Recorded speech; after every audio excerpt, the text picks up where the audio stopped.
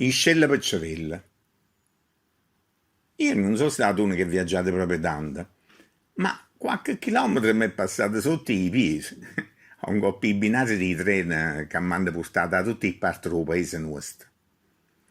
Me ne sono accorto proprio stamattina che se viene di partire bar. Se tu stai di partire casesta, o in mezzo alla pianura padana, o facendo costa a costa vicino al bel mare della Puglia, o in coppa uni che li vie fredde e umide che fanno la cornice attorno ai lagri del Piemonte, non c'è sta poi tanta differenza. A parte naturalmente che uno sta qua e l'altro sta là. Forse trovo qualche olivecchio di parte nostra meridionale. E allora magari i pesci sono bucarielle più grosse una volta che hai passato l'Appennino.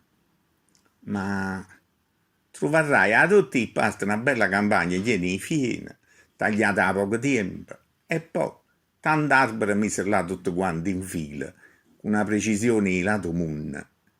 E poi si trova sempre un torrente piccerilla, e allora magari una montagnella, una serie di montagnelle, che a lontano assomigliano a un Napoleone che dorme. E allora mi metto a pensare a Dostoevsky. Io sto accompagnando a figlia mia, che comincia a faticare veramente, perché si è imbarcata per 5 mesi.